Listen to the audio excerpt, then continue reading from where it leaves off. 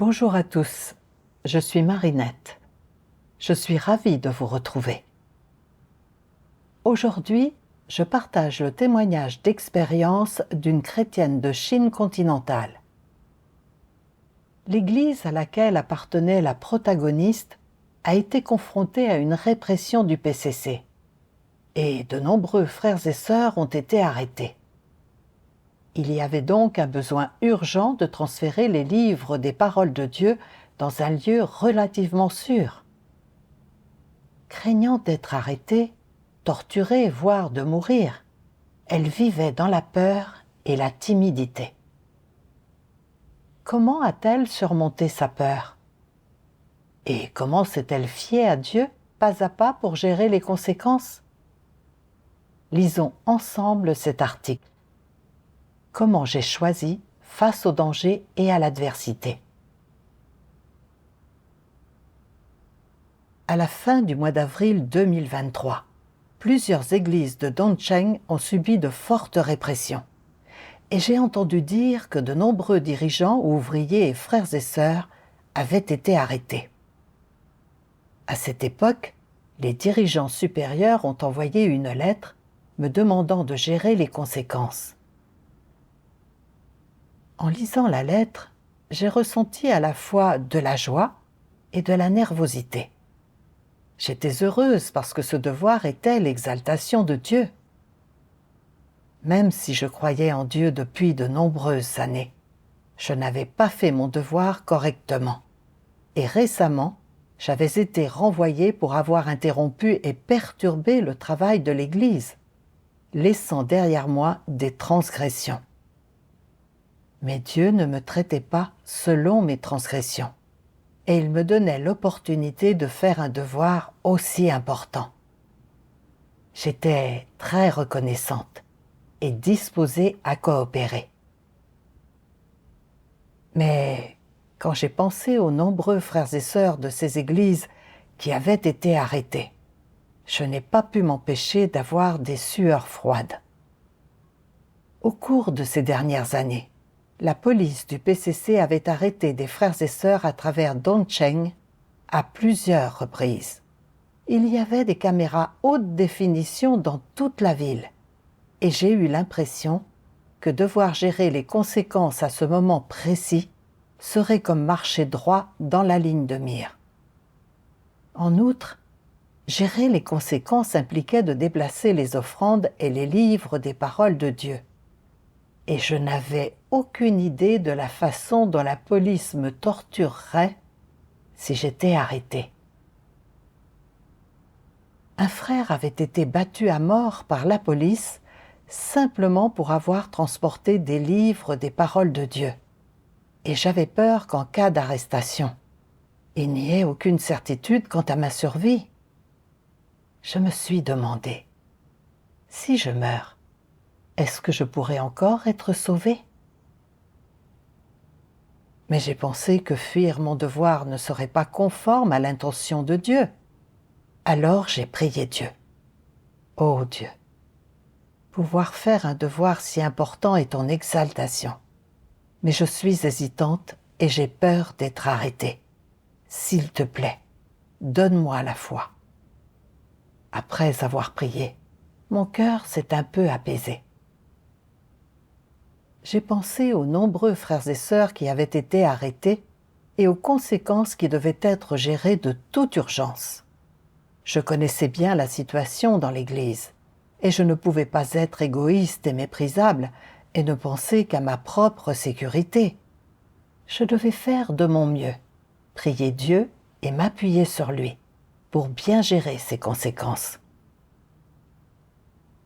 Le soir suivant, j'ai rencontré une sœur qui m'a dit que plus de 100 frères et sœurs avaient été arrêtés à Dongcheng lors de cette répression et que des livres devaient être déplacés à partir de plus de 10 maisons. J'ai pensé, tant de frères et sœurs ont été arrêtés. Ce sera impossible de finir la gestion des conséquences dans l'immédiat. Je dois encore trouver des frères et sœurs pour coopérer, mais je ne sais pas qui a été arrêté et qui est surveillé. et tandis que nous sommes à découvert, la police se cache dans l'ombre. Il y a des caméras partout dans la ville. Et si nous restons ici trop longtemps, il ne nous faudra pas beaucoup de temps avant d'être arrêtés, nous aussi. Cette nuit-là, j'étais allongée dans mon lit et je n'arrivais pas du tout à trouver le sommeil. Mon esprit était en ébullition et je cherchais un moyen d'identifier les frères et sœurs avec qui je pourrais coopérer. Et je voulais juste finir de gérer les conséquences et partir. Parce que de nombreux frères et sœurs étaient en danger, nous avons rencontré de nombreuses difficultés pour trouver les maisons qui pourraient stocker les livres, et le travail avançait très lentement. Je me suis sentie vraiment oppressée. J'ai senti que si cela continuait, j'étais sûre d'être arrêtée tôt ou tard. Sans parler de la souffrance physique. Si je ne pouvais pas supporter la torture, et si je devenais un Judas, je perdrais une bonne issue et une bonne destination. En pensant à tout cela, je me suis sentie vraiment faible et j'ai pensé que ce devoir était trop difficile. Alors, j'ai parlé à Dieu de mon état et je lui ai demandé de me guider afin de me soumettre. J'ai lu les paroles de Dieu. Dieu Tout-Puissant dit : « Si tu n'as pas une foi sincère, tu ne résisteras pas au passage du temps ou au test de l'environnement. Si tu ne parviens pas à passer le test auquel Dieu te soumet, Dieu ne te parlera pas ou il ne t'apparaîtra pas. Dieu veut voir si tu crois en son existence, si tu reconnais son existence et si tu as une foi sincère dans le cœur. C'est ainsi que Dieu scrute les profondeurs du cœur des gens. Les gens qui vivent entre le ciel et la terre sont-ils entre les mains de Dieu ? Ils sont tous entre les mains de Dieu. Il en est exactement ainsi. Peu importe que tu sois dans le désert ou sur la lune, tu es entre les mains de Dieu. Les choses sont ainsi. Si Dieu ne t'est pas apparu, comment peux-tu voir l'existence et la souveraineté de Dieu ?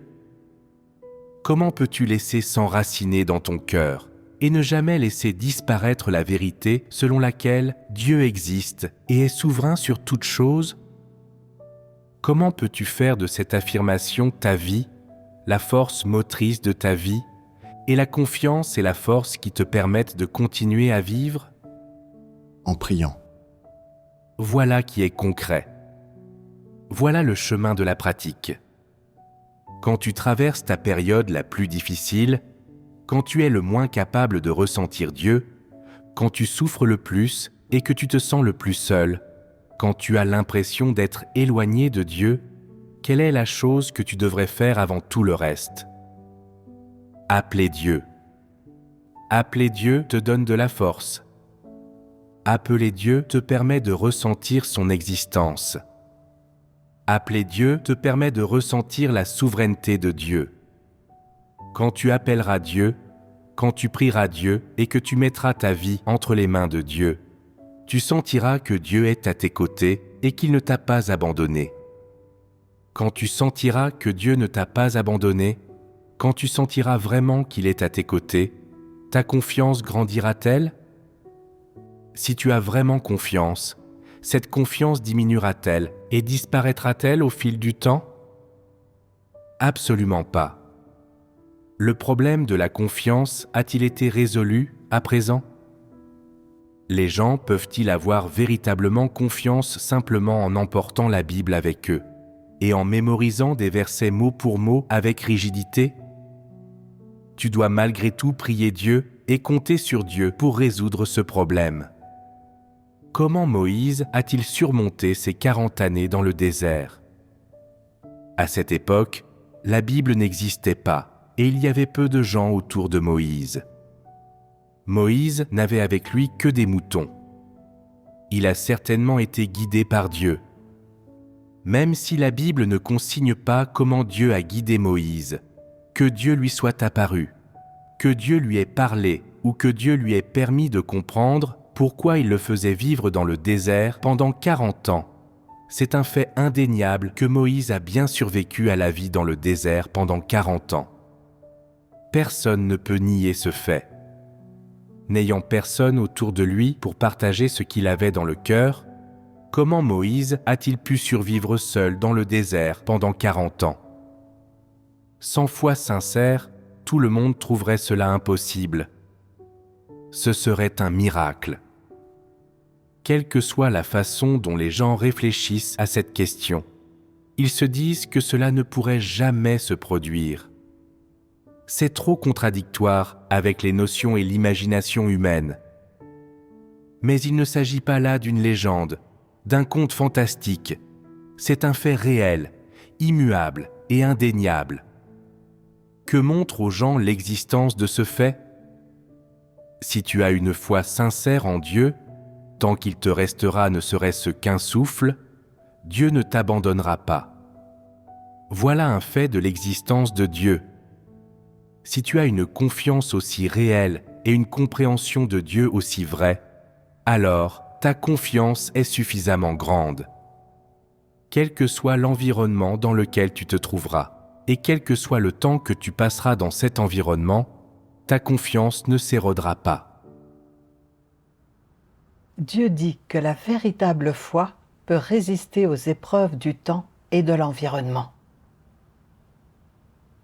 Je me suis souvenu qu'avant de venir à Dongcheng, j'avais dit que je m'appuierais sur Dieu pour vivre cette expérience. Mais quand j'ai vu que la situation était si terrible et que le travail n'avançait pas, j'ai perdu la foi en Dieu. Je craignais que si je restais trop longtemps ici, je serais arrêté. Je pensais toujours à ma propre sécurité. J'ai pensé à Moïse, qui avait passé 40 ans dans le désert. C'était une région inhospitalière et les conditions de vie y étaient extrêmement difficiles. Mais il avait survécu en s'appuyant sur Dieu.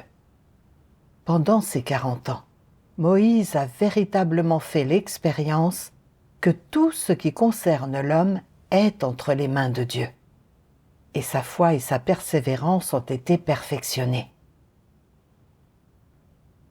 Aujourd'hui, rencontrer une telle situation avait aussi été permis par Dieu. Et cette situation était venue pour perfectionner ma foi. Et je ne pouvais plus être craintive et avoir peur. Je devais imiter Moïse et m'appuyer sur Dieu pour vivre cette expérience. Et peu importe si j'étais capturée ou non, je devais me soumettre aux orchestrations et aux arrangements de Dieu. Plus tard, nous avons pris le risque de retrouver la dirigeante précédente d'église, Lizen, pour en savoir plus sur les maisons de stockage. Après avoir rencontré Lizen, j'ai appris que la police était allée chez elle, que plusieurs maisons de frères et sœurs dans les environs avaient été perquisitionnées, et que la police était également allée dans une autre maison de stockage, mais que, grâce à la protection de Dieu, les livres de la parole de Dieu n'avaient pas été saisis. Cependant, après le départ de la police, le mari de la sœur qui gardait les livres, qui était un non-croyant, lui a demandé de déplacer rapidement les livres, et il l'a persécuté, lui disant que si un quelconque croyant en Dieu venait encore chez eux, il appellerait la police. J'ai pensé que les livres stockés dans la maison de la sœur devaient être déplacés au plus vite. Mais ensuite, je me suis dit, la police est déjà venue dans cette maison, et le mari non-croyant de la sœur a dit qu'il appellerait la police. Si je vais là-bas, ne serais-je pas en train de marcher droit dans la ligne de mire ? Si je finis vraiment par être arrêté, est-ce que la police va me battre à mort ? Même si je ne me fais pas battre à mort, j'écoperai quand même d'une lourde peine. Mais les livres des paroles de Dieu doivent être déplacés rapidement. Si ma crainte de mourir entraîne la confiscation des livres des paroles de Dieu par le grand dragon rouge, alors j'aurai transgressé. J'ai prié Dieu en silence dans mon cœur. Je lui ai demandé de me donner la foi. J'ai pensé aux paroles de Dieu. Dieu Tout-Puissant dit « Tu ne devrais pas avoir peur de ceci et de cela. Quelles que soient les difficultés et les dangers que tu rencontres, tu es capable de rester stable devant moi, libre de toute entrave, afin que ma volonté puisse être réalisée sans obstacle. C'est ton devoir. Tu dois tout endurer. Pour moi, tu dois être prêt à renoncer à tout ce que tu possèdes, à faire tout ce que tu peux pour me suivre et être prêt à payer n'importe quel prix. C'est maintenant le temps pour moi de t'éprouver. Est-ce que tu m'offriras ta loyauté ? Peux-tu me suivre loyalement jusqu'au bout de la route ? Ne crains pas. Avec mon soutien, qui pourrait jamais bloquer cette route ? Souviens-toi de ceci. N'oublie pas. Tout se produit par ma bonne volonté et tout est sous mon observation. Peux-tu suivre ma parole en tout ce que tu dis et fais ? Quand tu seras soumis aux épreuves du feu, tomberas-tu à genoux pour crier ? Ou te recroquevilleras-tu, incapable d'aller de l'avant ? Les paroles de Dieu m'ont donné la foi et la force. Avec Dieu comme soutien, qu'avais-je à craindre ? Ma vie était entre les mains de Dieu, et que je sois arrêté ou non dépendait de lui. Ce que je devais faire, c'était mettre tout mon cœur dans mes actions et faire ce qui devait être fait. Je confierais le reste à Dieu. Nous avons ensuite discuté du déplacement des livres, quand le mari de la sœur ne serait pas à la maison. Ce jour-là, quand le mari de la sœur est sorti, nous nous sommes précipités dans la maison de stockage. Mais, à notre grande surprise, avant même de dire quelques mots à la sœur, son mari est revenu. Je me suis sentie vraiment nerveuse et j'ai prié silencieusement Dieu de nous guider. J'ai pris l'initiative de saluer le mari de la sœur et, étonnamment, non seulement il ne nous a pas dénoncés, mais il nous a aussi aidés à déplacer les livres des paroles de Dieu. Ainsi, les livres de la première maison de stockage ont été mis en sécurité sans encombre. Cette expérience m'a permis de percevoir la direction de Dieu et ma foi en lui a un peu grandi. Ensuite, je suis allée dans la seconde maison de stockage afin de recueillir des informations sur la situation. La police avait également fait une descente là-bas, mais heureusement, elle n'avait trouvé aucun livre des paroles de Dieu. Nous étions inquiètes que la police ne revienne fouiller encore une fois, alors nous avons voulu déplacer les livres au plus vite.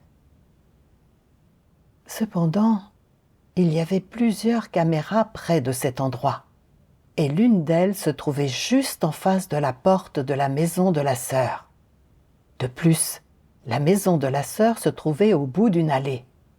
Et peu importe d'où on venait, les caméras pouvaient tout voir clairement. J'étais vraiment nerveuse et j'ai pensé, il y a des caméras partout. Nous serions coincés dans une impasse si nous entrions dans l'allée menant à la maison de cette sœur.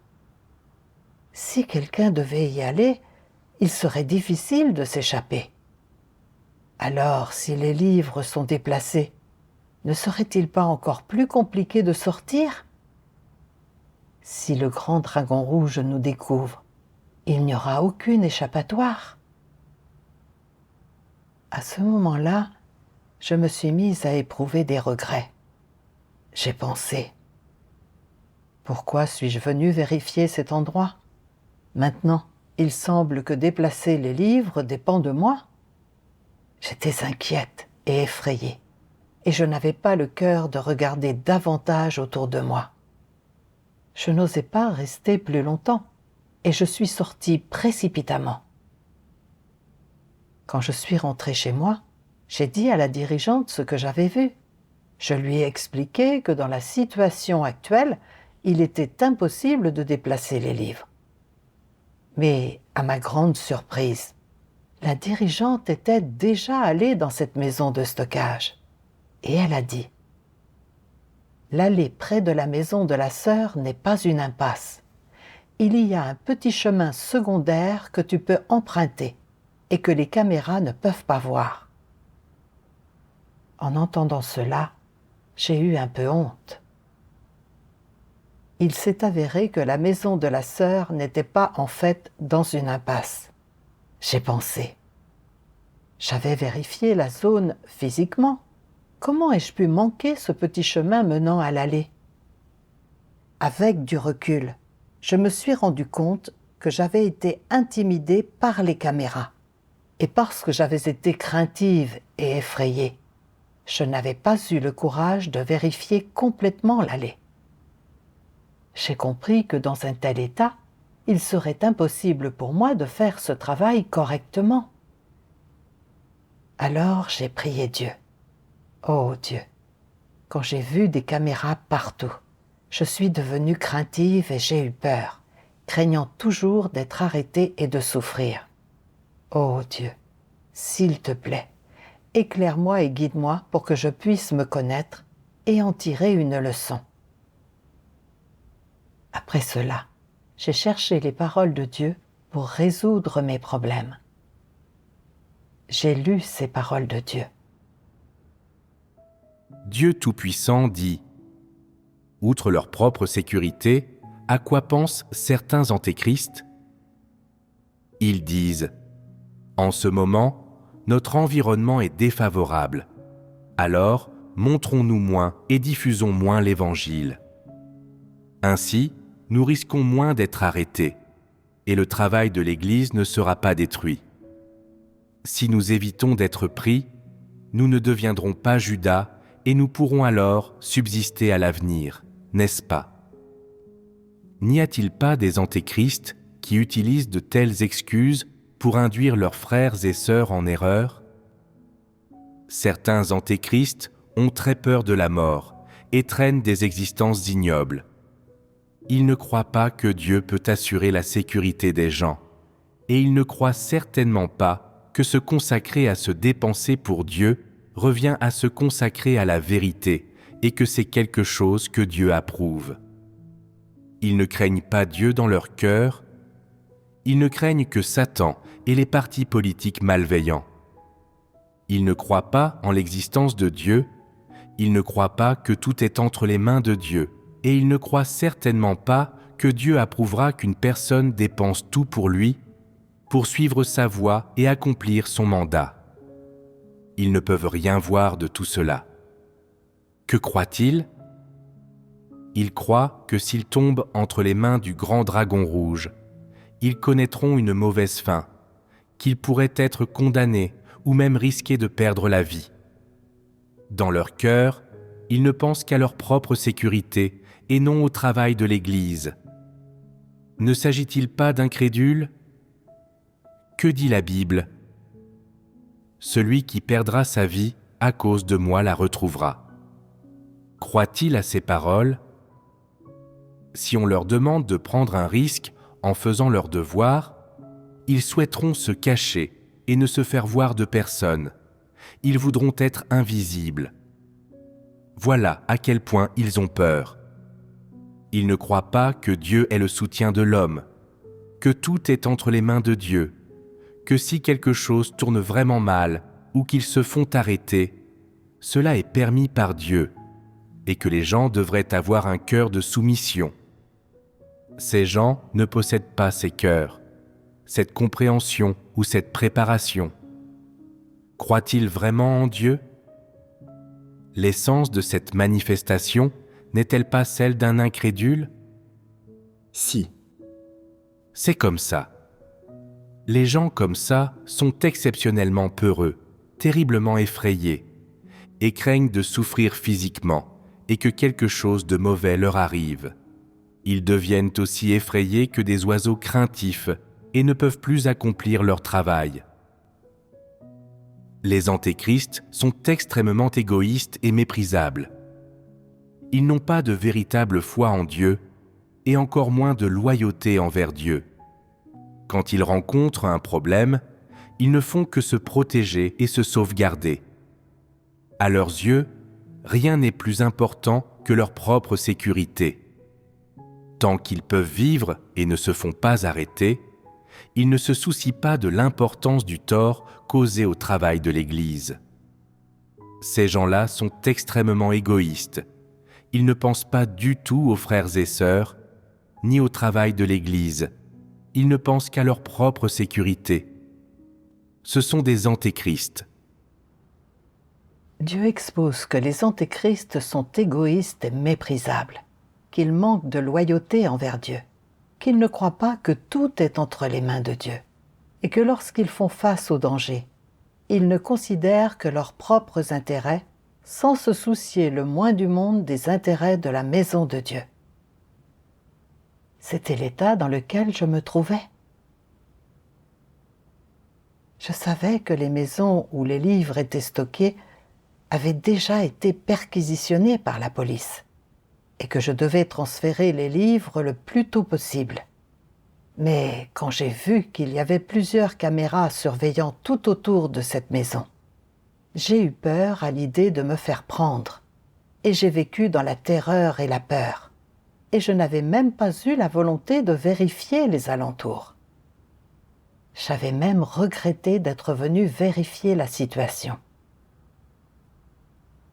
Confronté aux faits, je me suis rendu compte que je ne me souciais que de ma propre sécurité et que je ne pensais absolument pas à la manière de transférer les livres en toute sécurité, comme si la seule chose qui comptait était de ne pas me faire prendre. J'avais été terriblement égoïste et méprisable, et j'avais révélé un tempérament d'antéchrist. J'ai pensé à la manière dont Dieu a œuvré en Chine pendant toutes ces années. Le PCC avait traqué Christ, persécuté les chrétiens et pillé les offrandes faites à Dieu. Mais de nombreux frères et sœurs n'avaient même pas pris en compte leur propre sécurité dans de telles situations désastreuses. Ils ne s'étaient pas souciés de leur vie et de leur mort, et ils ont su remplir leur devoir pour protéger le travail de l'Église et mener à bien leur devoir pour satisfaire Dieu et porter un témoignage retentissant en faveur de Dieu. Je me suis regardée à nouveau et j'ai constaté que j'étais simplement une lâche, comme un oiseau effrayé par le simple bruit d'une corde d'arc. J'étais dépourvue de stature. J'avais tellement honte et je me haïssais du fond du cœur. Je ne voulais plus vivre de manière aussi égoïste et méprisable.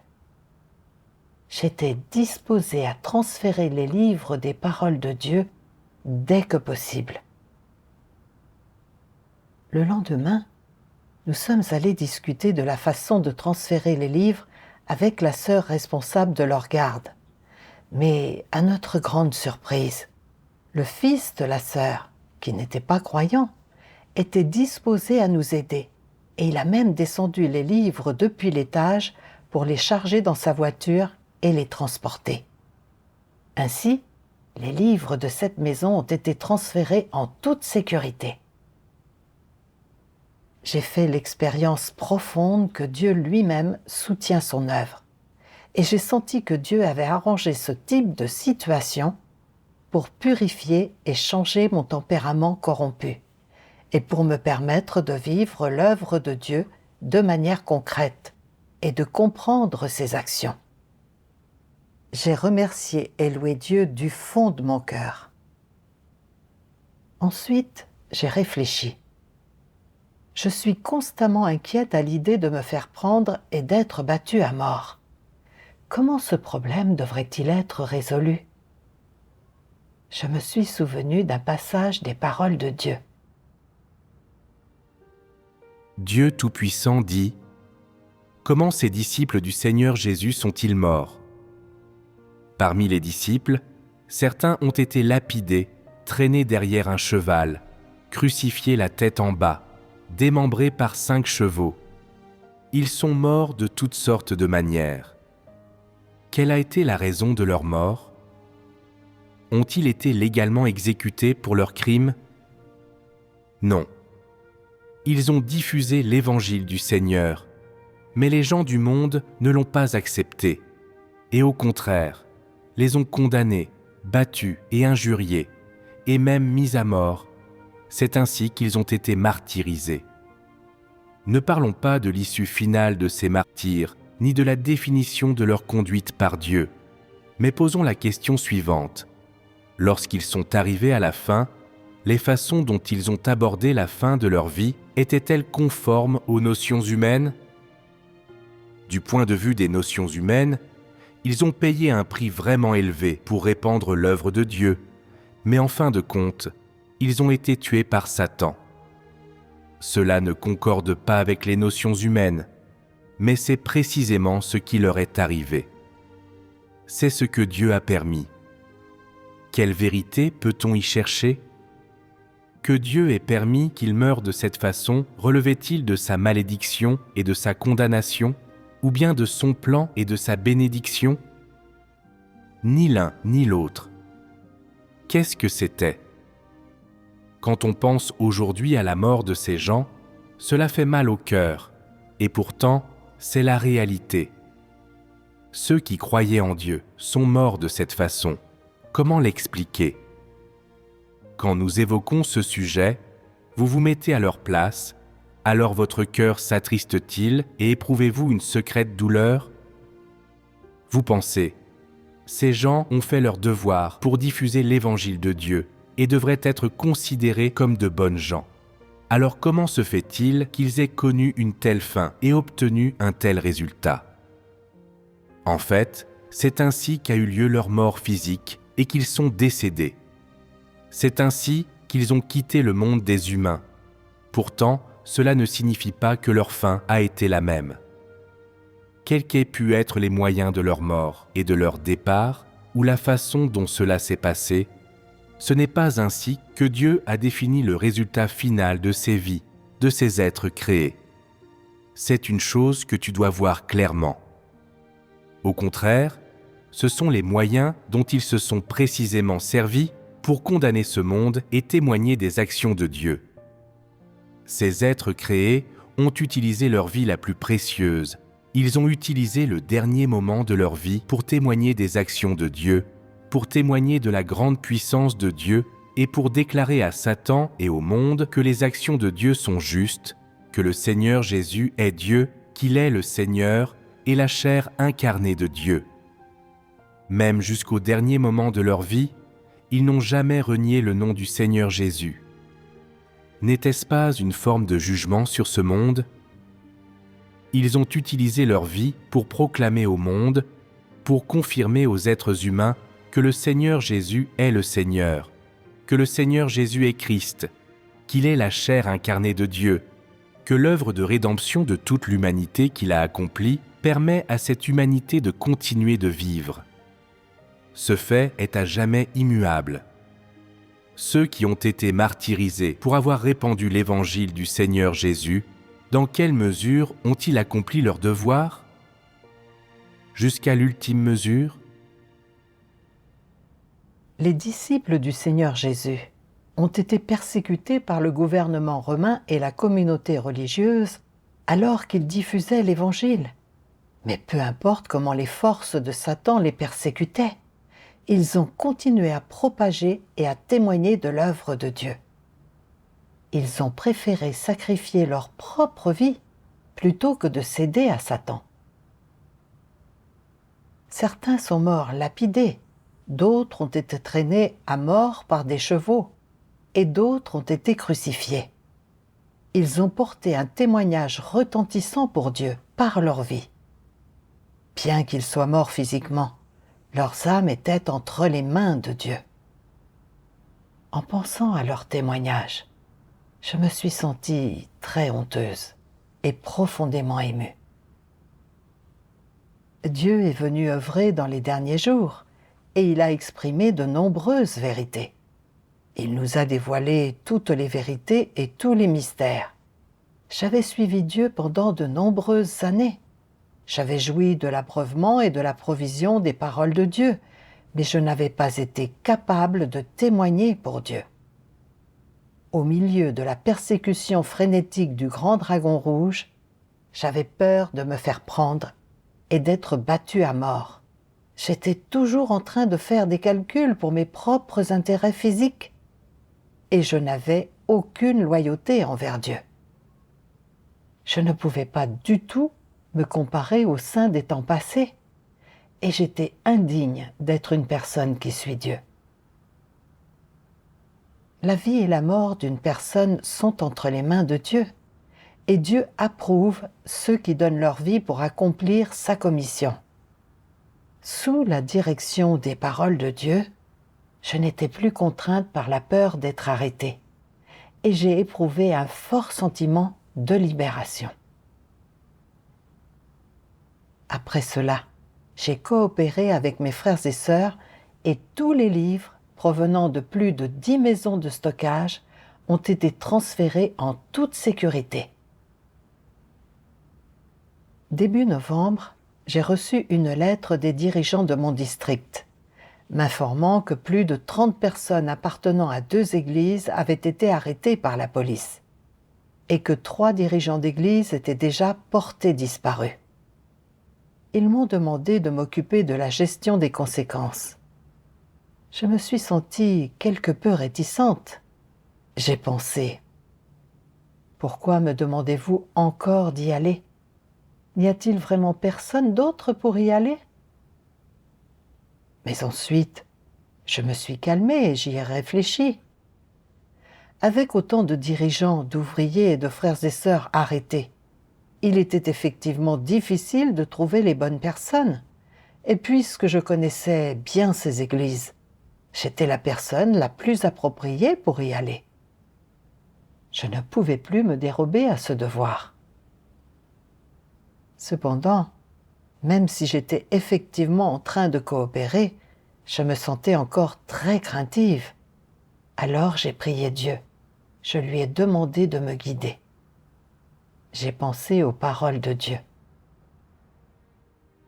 Dieu Tout-Puissant dit : peu importe à quel point Satan est puissant, peu importe à quel point il est audacieux et ambitieux, peu importe à quel point son habileté à infliger des dommages est grande, peu importe l'ampleur de ses techniques pour corrompre et séduire l'homme, peu importe l'habileté de ses ruses et de ses intrigues pour intimider l'homme, peu importe la flexibilité de la forme sous laquelle il existe, il n'a jamais été capable de créer une seule chose vivante, n'a jamais été capable d'établir des lois ou des règles pour l'existence de toute chose, et n'a jamais été capable de régner et de contrôler n'importe quel objet, qu'il soit animé ou inanimé. Dans le cosmos et le firmament, il n'y a pas une seule personne ou un seul objet qui soit né de lui ou qui existe à cause de lui. Il n'y a pas une seule personne ou un seul objet qui soit dirigé par lui ou contrôlé par lui. Au contraire, non seulement il doit vivre sous la domination de Dieu, mais il doit de plus se soumettre à tous les ordres et commandements de Dieu. Sans la permission de Dieu, il est difficile pour Satan de toucher même une goutte d'eau ou un grain de sable sur la terre. Sans la permission de Dieu, Satan n'a même pas la liberté de déplacer les fourmis sur la terre, et encore moins l'humanité qui a été créée par Dieu. Aux yeux de Dieu, Satan est inférieur aux lys des montagnes, aux oiseaux qui volent dans les airs, aux poissons dans la mer et aux asticots sur la terre. Son rôle parmi toutes choses est de servir toutes choses, de servir l'humanité et de servir l'œuvre de Dieu et son plan de gestion. Peu importe à quel point sa nature est mal intentionnée et son essence malfaisante, la seule chose qu'il puisse faire est de se conformer consciencieusement à sa fonction, être au service de Dieu et fournir un faire-valoir à Dieu. Telles sont l'essence et la position de Satan. Son essence n'a pas de rapport avec la vie, avec la puissance, avec l'autorité. Il n'est qu'un jouet entre les mains de Dieu, juste une machine au service de Dieu. Dieu a dit que Satan est un outil utilisé pour rendre service à l'œuvre de Dieu, et que peu importe à quel point Satan est agressif et à quel point sa nature est malveillante, sans la permission de Dieu, Satan n'oserait pas toucher un cheveu de notre tête. Si Dieu devait me permettre d'être arrêté, je devrais me soumettre aux arrangements et orchestrations de Dieu et imiter les disciples du Seigneur en donnant ma vie. Mais comme je n'avais pas été arrêté, je devais gérer correctement les conséquences. J'ai pensé à quel point nous avions coopéré ici pendant une longue période, et bien que la situation était vraiment grave, nous avions réussi à transférer certains livres en toute sécurité. Tout cela montrait que c'était Dieu qui nous guidait en tout, pas à pas, et que c'était la souveraineté et la protection de Dieu. Avec cela en tête, j'étais disposée à m'appuyer sur Dieu pour faire l'expérience de cette situation. Plus tard, j'ai appris que 2 dirigeants étaient devenus des Judas après avoir été arrêtés. Ils avaient trahi tous les frères et sœurs de l'Église et toutes les maisons de stockage. Les livres des paroles de Dieu de 3 maisons de stockage ont été saisis par la police, tandis que dans une autre maison, aucun livre des paroles de Dieu n'a été trouvé lorsque la police est venue. Et les frères et sœurs ont déplacé les livres plus tard dans la nuit. Cependant, cette maison de stockage avait été mise sous surveillance policière depuis lors. La police a également averti qu'elle avait mis en place un piège inéluctable pour réprimer l'Église de Dieu Tout-Puissant. Dans une autre maison de stockage, les livres des paroles de Dieu n'ont pas été trouvés par la police non plus, et ils devaient aussi être transférés rapidement. Confrontée à une situation aussi grave, j'avais un peu peur, et j'ai pensé. J'ai souvent été en contact avec ceux qui ont été arrêtés, et je pourrais être ciblée par la police à tout moment. Est-ce que je vais finir par être arrêtée par la police lorsque j'irai transférer les livres des paroles de Dieu? J'ai commencé à vouloir faire marche arrière. Cependant, je savais que mon état était incorrect, alors j'ai continué à prier Dieu. J'ai pensé aux paroles de Dieu. Dieu Tout-Puissant dit « La foi est comme un pont à tronc d'arbre unique.